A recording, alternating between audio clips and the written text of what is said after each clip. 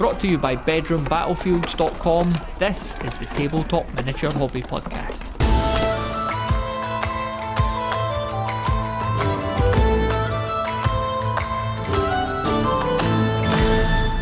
Ben, welcome to the Tabletop Miniature Hobby Podcast, all the way out in Australia. Yep, down under, South Australia. Yeah, Adelaide, is it, did you say? Adelaide, that's the one, yep. Yeah, I think I was looking at the stats, as you kind of do, going into a new year. I was looking at the podcast stats. In Australia, I want to say it's like the top 4. I mean, America is pretty much the top country for any podcast in terms of listenership. And then I think you've got like the sort of UK area, and Australia's maybe 3rd or 4th. So a few listeners out there, which is really nice. Yeah, I think there might be even a few locally. When you do your soundbite requests, when you do your question each month, I think I've heard a few Aussie accents, and sort of when I'm laying in bed listening to them, I'll hear the accent and I'll be like, oh, do I know him? Because it's a big country, but it's we're very few people compared to the size of the space that we occupy. So Carnation in the chat, the Discord, which I'm not very active on. I really struggle with Discord. So, say g'day if you're in there. Yeah, I'm the same to an extent. I find it I find it really good, but it's tricky to keep up with. So I'll just try and dip in there now and then and like look at everything in one go, which can be quite overwhelming as well. So correct. It's a couple of times a week thing where I'm particularly glued to Facebook for a multitude of reasons, other than, I absolutely despise Facebook, but the upshot of it makes me have that love-hate relationship with it. So, yeah. What are you got a lot of hobby stuff you follow on Facebook then, or is this a work thing? Or? Yeah, it's there's a lot of hobby stuff. A lot of our tournaments, events are all sort of scheduled and marketed through Facebook. And the secondhand, I guess, miniature gaming aspect it's a massive problem on Facebook because, there's some great bargains, people getting out of the hobby or just wanting to move something on or swap it for something. And that can be addictive in its own right. So I'd love to get rid of it, but I know these buy, swap, sell pages and, teeing up games, heading off to events, that'll keep me glued to it forever. I think what I deleted. I had my own Facebook years and years ago, and I deleted it, and then I ended up with I don't know if you call them like a burner account or that, just like a fake account, and it was purely because I got back into the hobby, and like you're saying, I did find some really good like groups and pages. I wasn't posting, but I just like to look through them. But then one day, I think I liked a post. And Facebook were like, verify whether you're real. We need you to take a photo of your face and a photo of your passport and that. And I was like, well, obviously I can't do that now. So that was the end of it for me. That was a few years ago now. But never mind, Zuckerberg lost me as a piece of attention capital, I suppose. But I'm sure he'll get over it. Oh, look, I've put it on my LinkedIn account that I'm a marketing analyst for them with all my searching and squiring and whatever else. They are literally just leeching off of everything I do and learning more about me. I'm acutely aware. So I thought, that's worthy of my LinkedIn profile. It's a skill set that I could take to another job if I was ever in that position. So, yeah. Well, on to brighter hobby-related analog things then. Let's before we find up to what you're up to these days, let's go back to the past. Let's go back to the early 90s and talk us through the discovery of this great hobby that we enjoy. It's going to be typically boring for any other Gen Zers out there.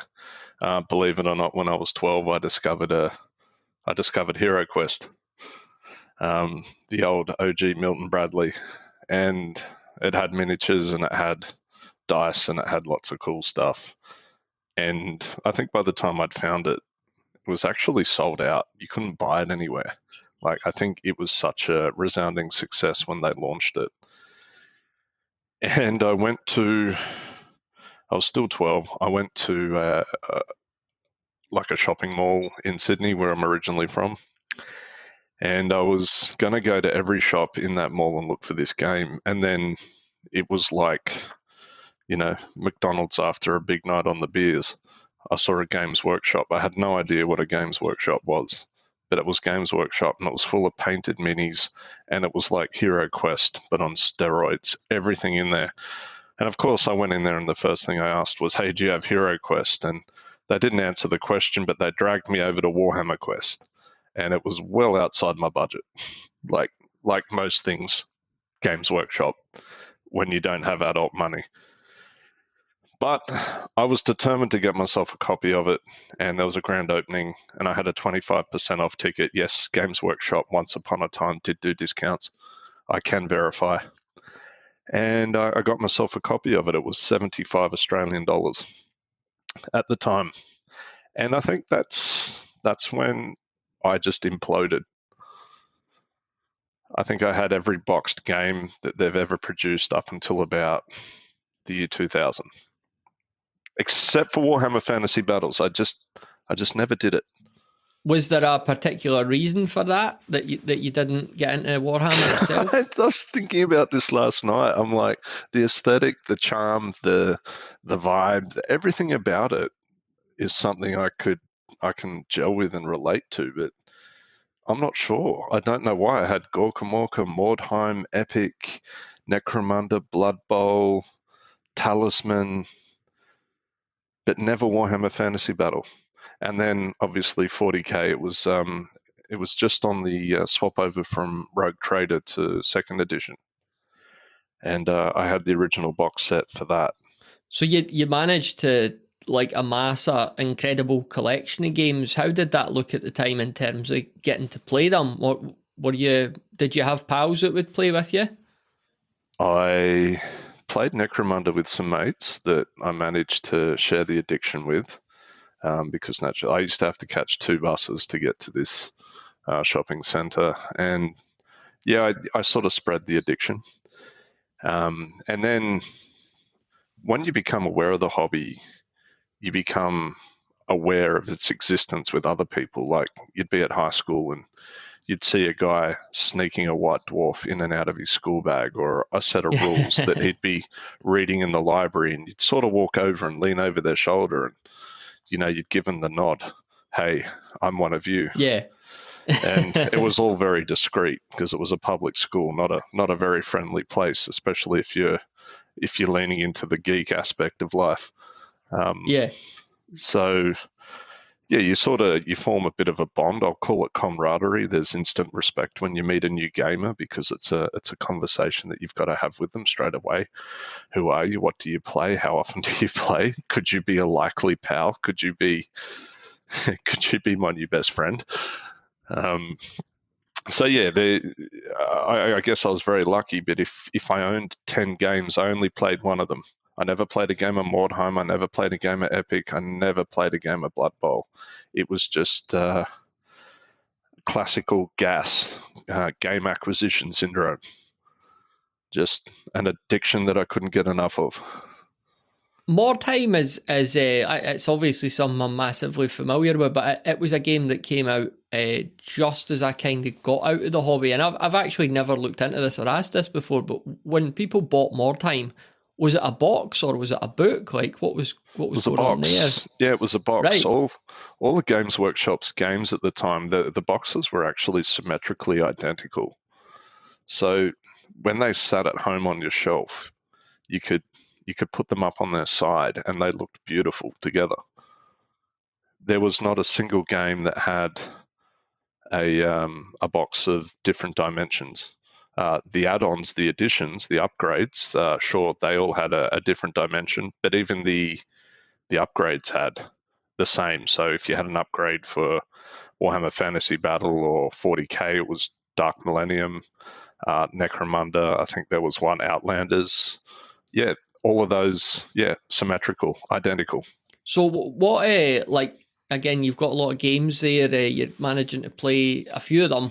What about painting? Like, did you get heavily into the painting side? Yes, absolutely. That was back in the day when there was no YouTube. Duncan Rhodes wasn't teaching anyone. It was that little catalogue that you got for free, the only thing you got for free there. with a 20 photos step by step how to paint an orc or a space marine with yellow trim. And, everyone remembers their first miniature, and I think mine had about 9 layers of paint on it and looked terrible, but it was something I stuck with. But then I had a mate, him and his family were living in Australia from the UK, and his mum was artistically inclined and she didn't work. And I got him into the hobby because he'd obviously known about Games Workshop living in the UK. And she just started painting them for us for fun. And she was bloody good at it. So my skills were somewhat delayed by having a good friend with a mother that was happy to paint models. I'll challenge anyone to beat that. I've never heard that before. Nah, that's great. So. That's a new one. So, she was absolutely brilliant at it. And you'd take your models into Games Workshop, and they'd say, "Did you paint them?" And you'd have, it was always difficult to say, "No, my mate's mum did." Good. Yeah. So, what are some of your best memories of the hobby in that sort of childhood period then? Yeah, it was, I got to hang out with a whole bunch of older kids. I was 13 and I had a lot of the guys I was playing with were like 17, 18, so they all had cars and they were all sort of living independent lives. And I remember I got brought into a 40K group, and this guy would pick me up in his car and drive me to a house, and we'd play till 5 a.m. Big battles of 40K. We'd order pizza, and here I was, this, probably prepubescent teenager with all these big grown-up kids driving me around. I thought I was king of the world. So yeah, that was a very, very fond memory, and I'm still in touch with a couple of them to this day. The age gap isn't so much of an issue anymore, but yeah, it unlike video games, and I know people have mentioned this in lots of your podcasts, it's that connection, it's that one-on-one, it's that being with someone, it's that talking it out, that personal touch, which I think I liked. I'm naturally a very social person, so video games don't really gel with me at all. I can't get excited about them, but board games and mini gaming, yeah. Yeah, I had this, I've not played a computer game, I don't think, since my daughter was born. But I had recently, I think it's just a winter thing, I got this urge to get back into Skyrim, but fortunately the disk drive on my old Xbox is broken, so I couldn't play it unless I think if I bought it and downloaded it and all that. But it was enough of a barrier that means I can't do it, and I'm happy about that, because that's the last thing you need. With your rare spare time, I think you've got to, if you're going to do this hobby, I don't know that you could play hours of a computer game as well and be a dad and have a job, and I just don't think that would work. No, and look, I think video gaming is great escapism to people that vibe with it, but to me it's can I sit in a chair for 3 hours and walk away from a game knowing all I've done is press buttons and stare at a screen. Mm-hmm. Whereas I can sit at my hobby desk, and I've been listening to Paint All the Minis in conjunction with your podcast, and I can walk away Mine's from that. Mine's is better, obviously. Oh, yeah, absolutely. Absolutely. I found yours first, by the way. So he invites people onto his show. I didn't chat to him about that. So no, definitely wanted to be on yours. Yeah, and I can come down the next day and see what I did the day before, and there's a sense of achievement there. Yeah, it's that tangible outcome, that Correct. Reward of Correct. Physical things that, and it's not just unless you're maybe a display painter or that. It's the completed miniature is then on to the next chapter of getting it on the table. There's this progression of use. Yes, so yes, absolutely. And that the tangibility is, I guess, eternal until maybe one day you part with it and sell it, and it brings someone else joy. But that video game has just taken your time. It's been a very, very quick dopamine fix, but it's only as good until the next time you switch your machine on. And I'm not dissing anyone that plays video games, because I know there are people that absolutely love them. And yeah, it's just not for me. So with the sort of like childhood period and that, as you got a bit older, I mean, were there did you start to sort of drift from the hobby? Did you take the big sort of break as a lot of people do? The freeze, yeah, the deep freeze Yeah. as it happens. Yeah, look, I think you interviewed a guy that ran Games Workshop stores over there in Wales, I think, on one of your episodes. And that really listening to that episode unlocked a whole heap of memories. Like when I was 12, 13 and I was going into a shop, and the exuberance and the excitement that the staff would have when they were running a game or getting you into it, it was theatrical. It was sometimes comical, but they would create this vibe that you had to get into the game. And it was interesting to hear him say how, they were coached and trained to behave that way. I think as I got older, walking into the shop, they didn't really read the room that well. If I'm 18, please don't treat me like I'm a child and start pretending to fire your bolter into the air when an orc dies. I really don't need that anymore. I'm happy just to roll some dice and buy some models. And, obviously girls, and you turn 18 and you start heading to the pub instead of your local game store.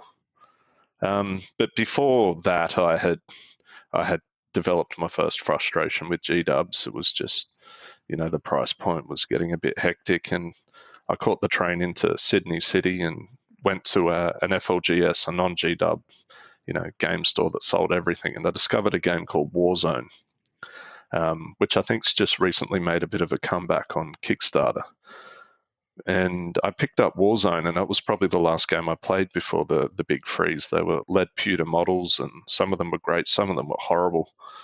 But it was a different game style, and that was probably when I realized that there was more to gaming than just Games Workshop. Certainly, they had the presence and the vibe, market share, if you will. But yeah, so it was Warzone, then packed down and into my adult years, which then took me to South Australia and work and marriage and kids, and yeah, the deep freeze.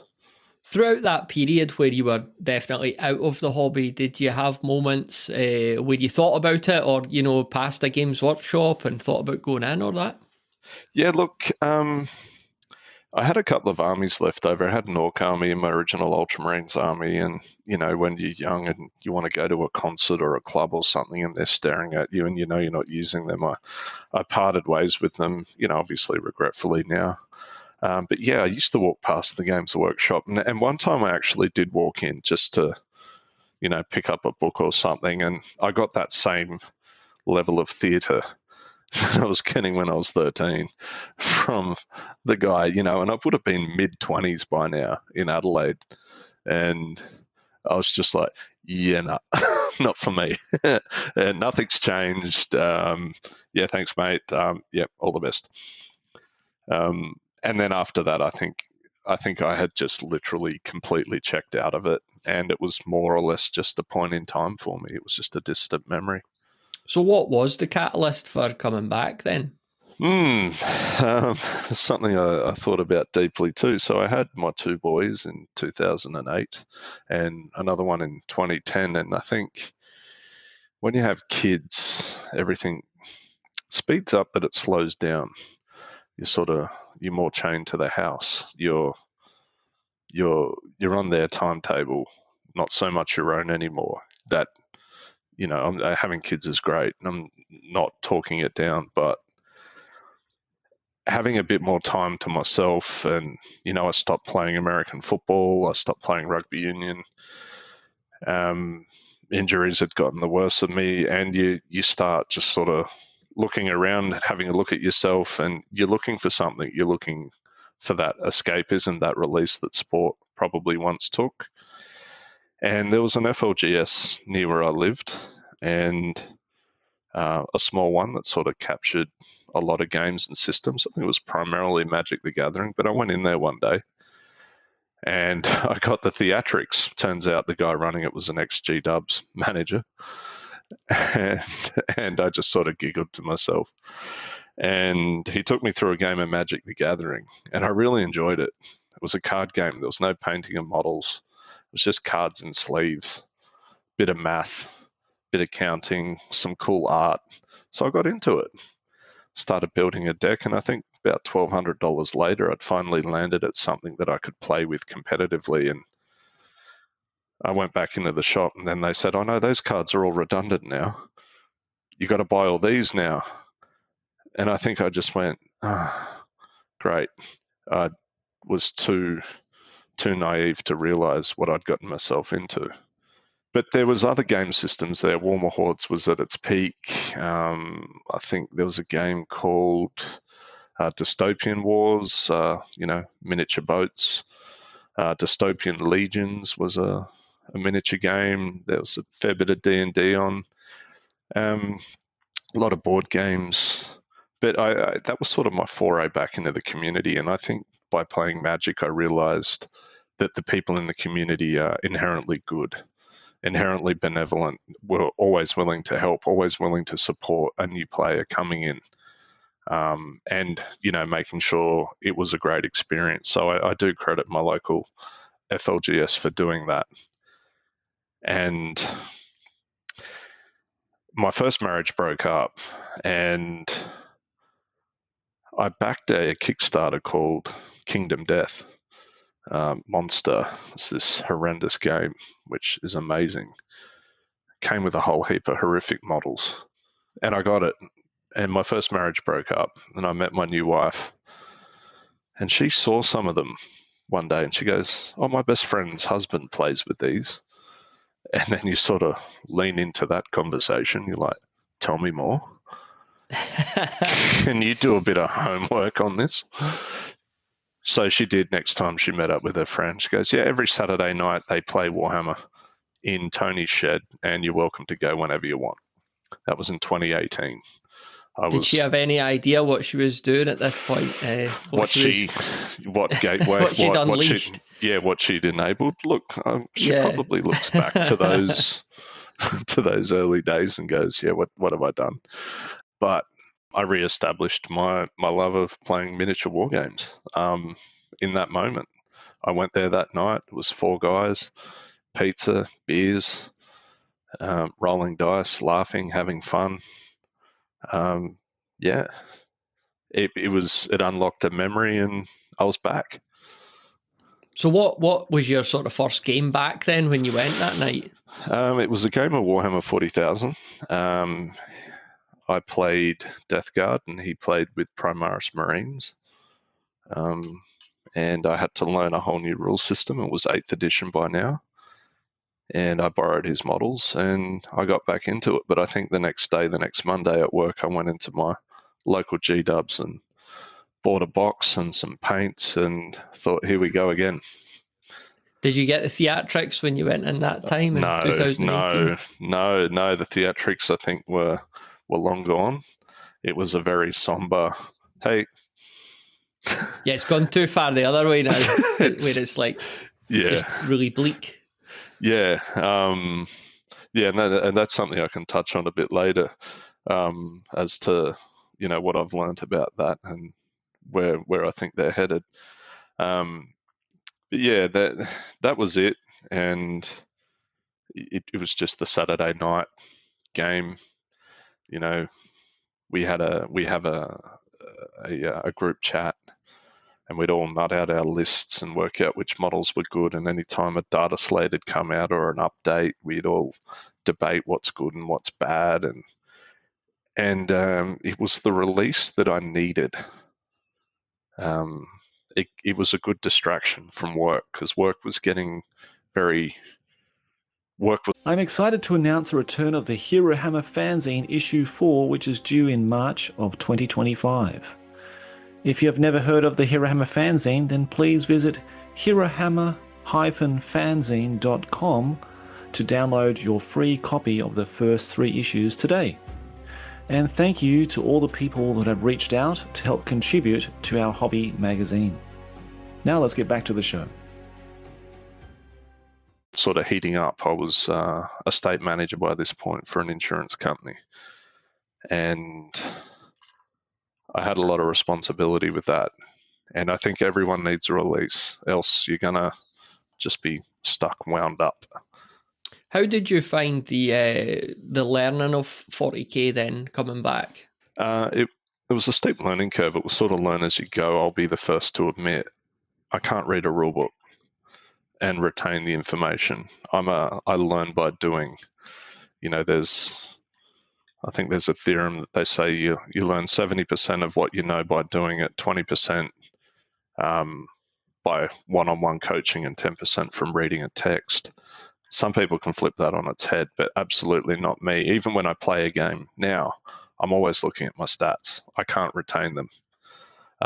But I can remember what I was wearing when I was 5 years old on a Tuesday heading to the dentist. But yeah, look, 40k is a steep learning curve to anyone in the game. It's a very unforgiving game for a new player. But I was able to identify what the models and what they could potentially do. But the complexity of the game had gotten a lot more extreme from second edition. And we're on 10th now, and they said that they were going to streamline it. I fundamentally disagree that that's happened.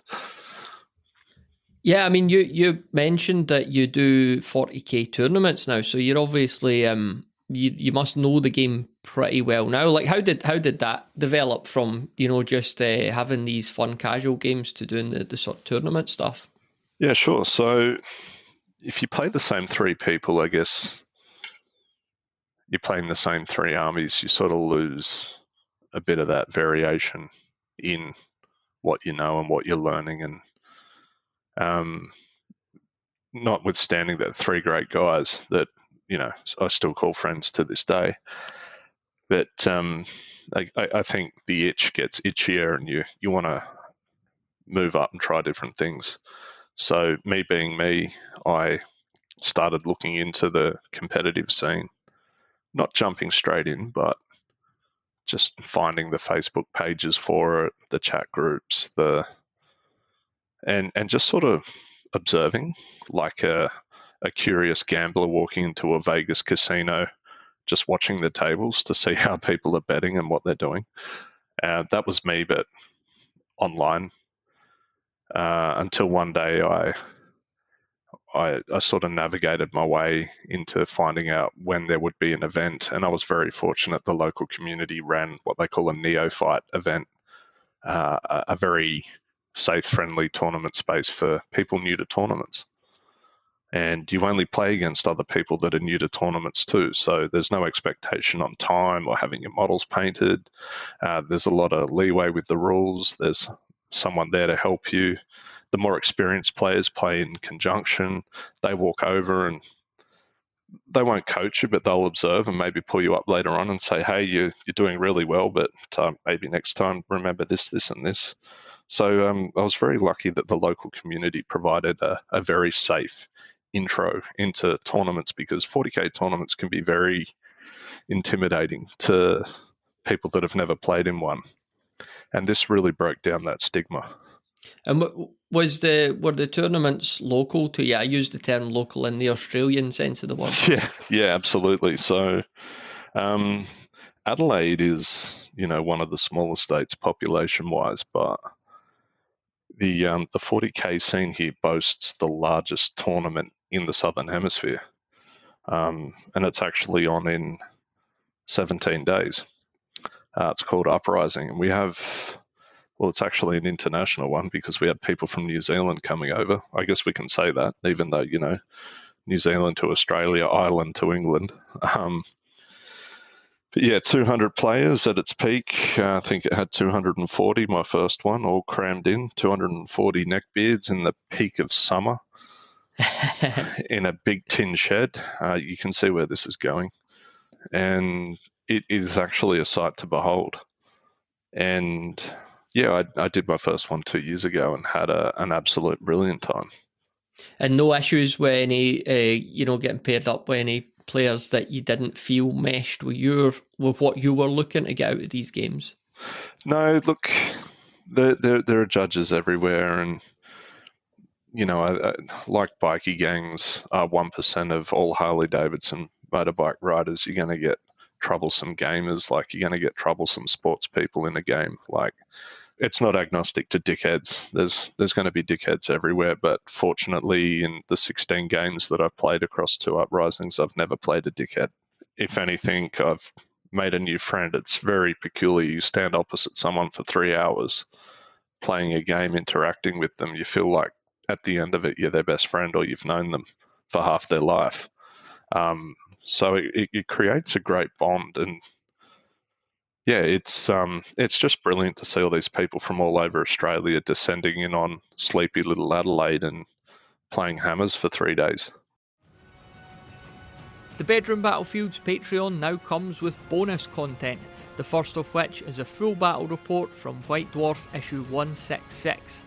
I read through this iconic showdown from 1993 between Blood Angels General Andy Chambers and Orc Warboss Jervis Johnson, as they showcase the new Warhammer 40,000 2nd edition.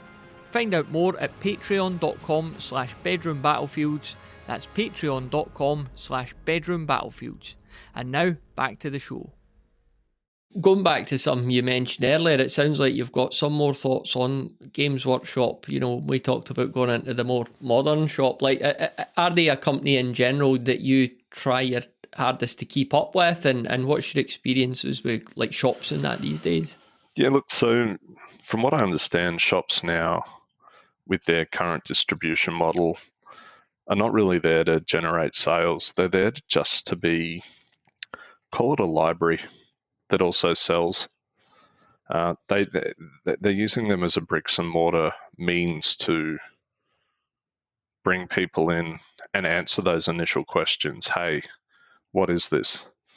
Once upon a time, a Games Workshop store would run tournaments and there'd be prizes, or you'd come in with all your models and you'd sit at their painting table and you'd paint your models while chatting to the store owner, and they would build community that way. Now it's really just a storefront, if you will, because I think they've picked up on people's buying patterns, that they're now mostly shopping online. There's always a reseller that's doing it a little bit cheaper, but all of their sales are going to be from those first contacts or that person that is absolutely desperate for that brand new model that's just been released. And probably a good segue into investing into an FLGS myself. They actually refer people to the shop that I have shares in. Hey, it's great that you've bought a box of Space Marines today. If you want to go play with them, head down to the Dragon's Lair at St. Mary's. They've got a great gaming space there, and they'll take you on the next step. Just to clarify for the listener as well, when you say FLGS, that's Friendly Local Game Store, isn't it? Yeah, that's the one. Yep. So there's a very 40k centric store, the one I just named. I won't plug it too much.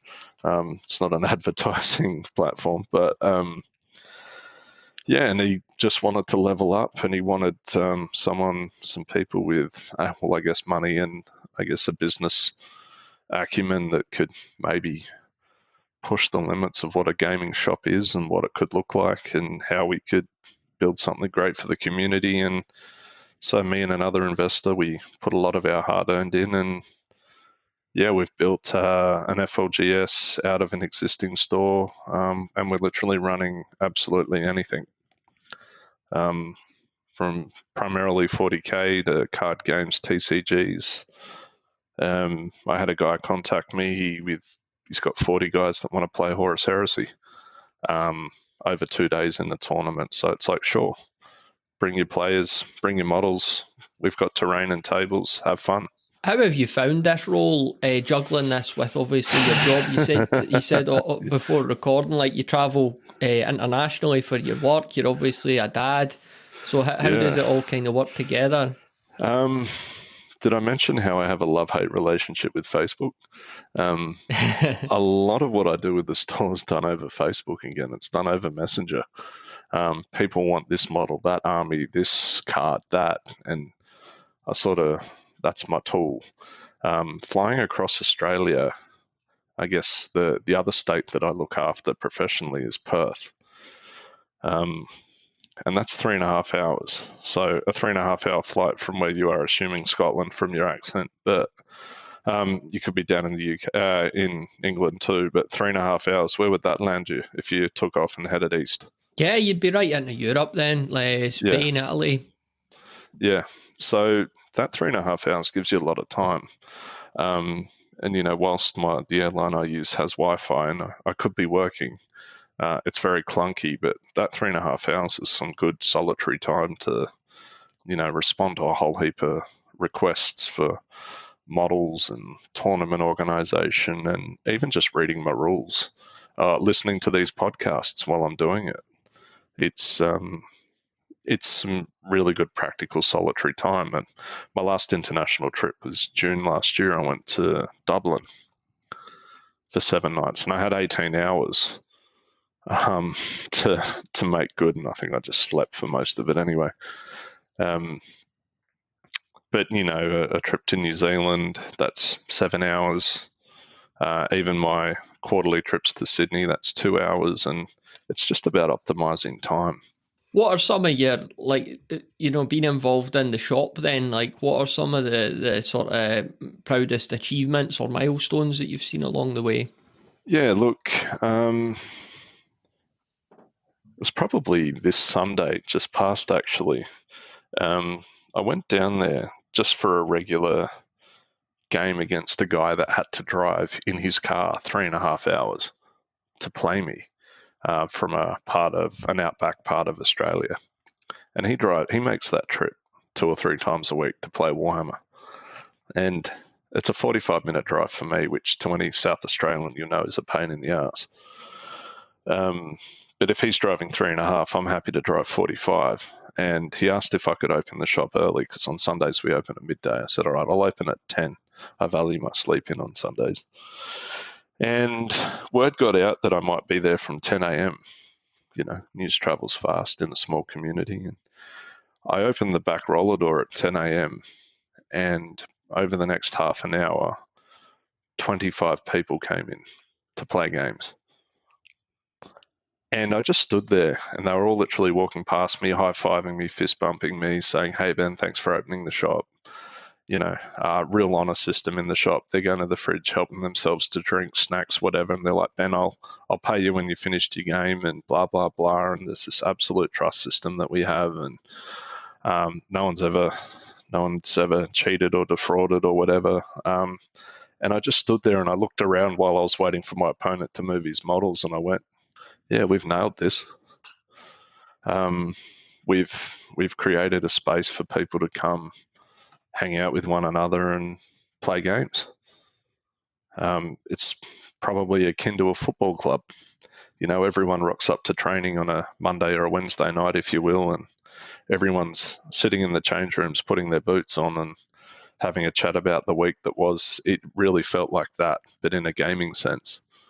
If you think about, again, I wasn't in the hobby at the time, but if you think about maybe the early 2000s or that, when the internet really got quite mainstream, I guess there would have been a lot of chat, and there probably still is to an extent, about the fact that shops maybe wouldn't survive at all. They just wouldn't be a thing in 10, 20 years, which is like now. But I mean, going on what you're saying, like you really do see the strength of a shop, if it's not strictly like it's just about selling things. There's so many more layers to these places, isn't there?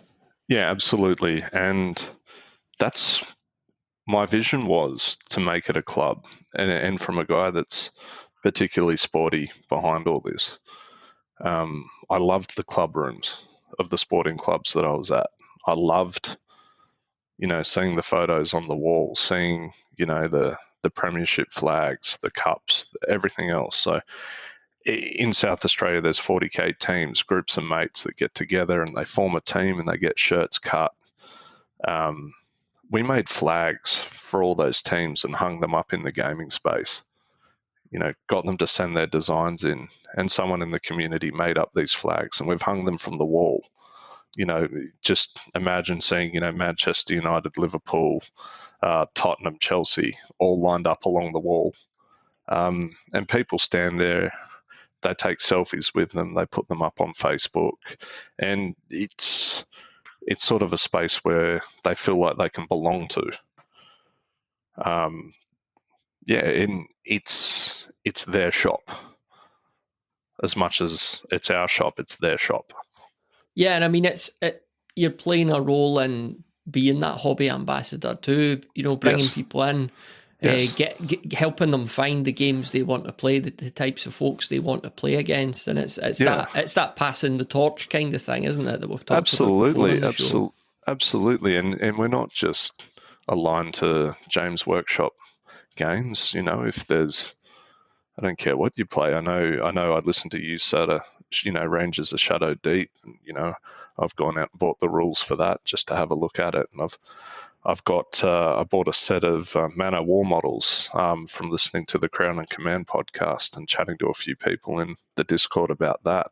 A local guy sent me a couple of fleets and a whole bunch of cards, and I've sort of set that up down there. And it's not to get people hooked or addicted. It's just to say, hey, we're more than just Warhammer here.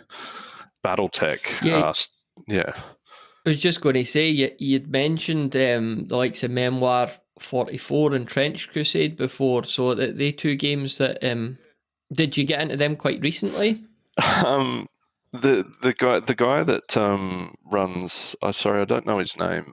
Dan, is it? From Paint All the Middies. Yeah. Yeah.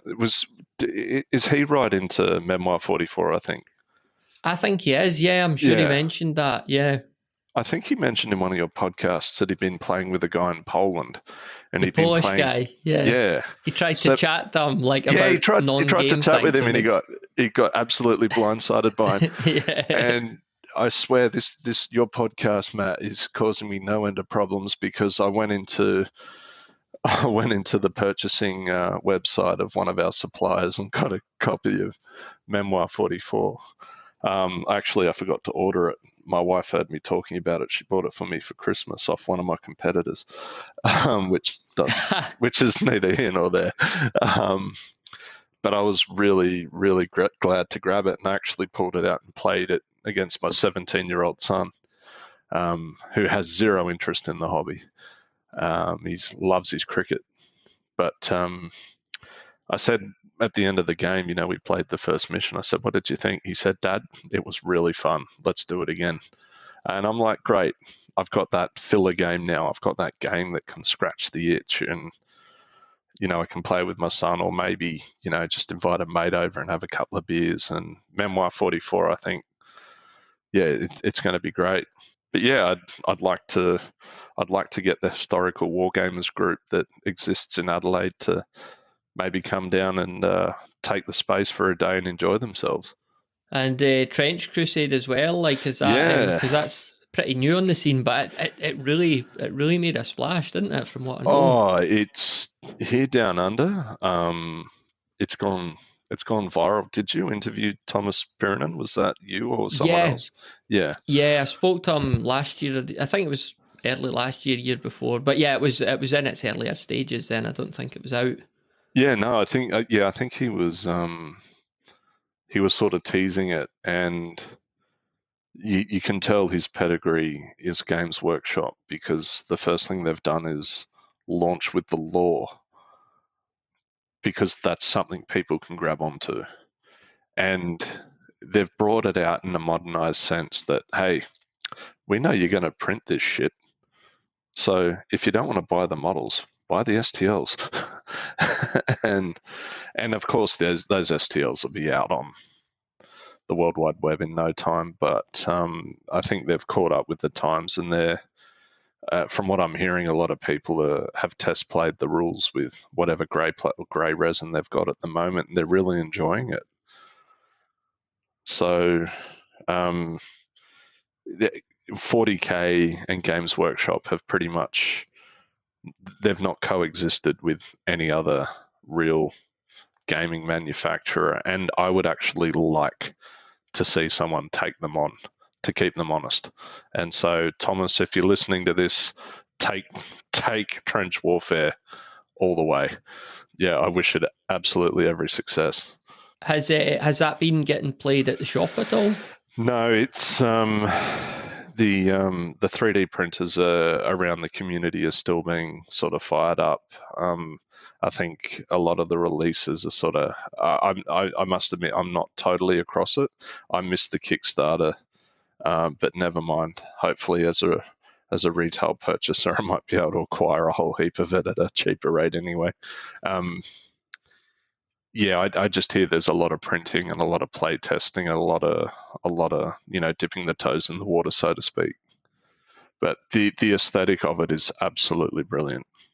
Thomas is very, very active on Facebook with it as well. Like, talk about a guy that's working in his own business. Like, he is there responding to questions, model prints, painting designs. Like, he is gone full tilt at this. And I'm really hoping he's enjoying himself again. So what's on the sort of near horizon for you then, Ben? Like, going into a new year, what are some of the sort of early milestones or that you're kind of got your eye on? Yeah, it's a good question.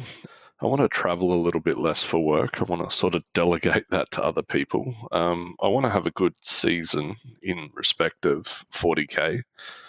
The season runs from January to January, and the big event in Las Vegas, they call it LVO, is the grand finale. Maybe one day I'll get there. I was supposed to get there this year, but I think my trip to Dublin, I sort of blew all my spending money on Guinness, which was amazing, by the way. And just maybe attend a few interstate events here in Australia, head across the Sydney up to Queensland and down to Tasmania. Hobby-wise, I want to start looking at these peripheral systems, and I'm learning a lot about them with your podcast. I'm, hearing names like Kings of War. I'm hearing Frostgrave, is it? Rangers of Shadow Deep. I think, not being so insular on Games Workshop, just starting to look beyond a bit and seeing what other communities I can bring into the shop. Not particularly for their money, but give them the space and say, hey, come on down, and look to recruit other people into your gaming system. I broaden my horizons, so to speak. I'm a wargaming hedonist. I think if that's how I'd describe myself, I acquire a lot. I have no limits on what I own, and at a much cheaper price point. Being a retailer, it creates a new problem. I can buy a lot more for the same money. But maybe a few more board games, because I'm actually really enjoying these, the Memoir 44s, the playing Dune Imperium, off the back of the release of the 2 films. There's a great worker plate Euro game that I've been playing with some mates. Maybe gaming with a little bit less intensity at times too. Yeah. Get your son back for another. Has he played another game? No, well, he's because I've got shared custody with him. He's due to come over tomorrow night, so I've left it set up on the kitchen table, and I'm hoping he'll walk past it and say, "Oh yeah, do you want another game of that tonight, Dad?" So I think I'll be very proud if that happens. So yeah. Great stuff. Well, it's been a really good chat, Ben. Just again, tell the listener about the shop and anything else that you want to share with them as well. Yeah, so it's Dragon's Lair, St Mary's. If you're in Adelaide, just down behind the Edwardstown shops there on Furness Avenue. Have a look online. We have a website called 42australis.com.au. That's a homage to the resin tank, the Australis, that the actual majority owner, Phil Wessels, took to a country tournament and won 4 out of 2 games. And he beat one of the other shareholders, Brad McDonald. So we decided to call the company 42 Australis Proprietary Limited. Yeah, doesn't matter what you play, how often you play it, there's a space for everyone down at the club. Thanks very much for listening to this episode of the Tabletop Miniature Hobby Podcast. If you enjoy the show, then please do share it with someone else you think might enjoy it too. And be sure to check out our Discord community of like-minded hobbyists, which you could find at bedroombattlefields.com/Discord. It'd be great to see you in there.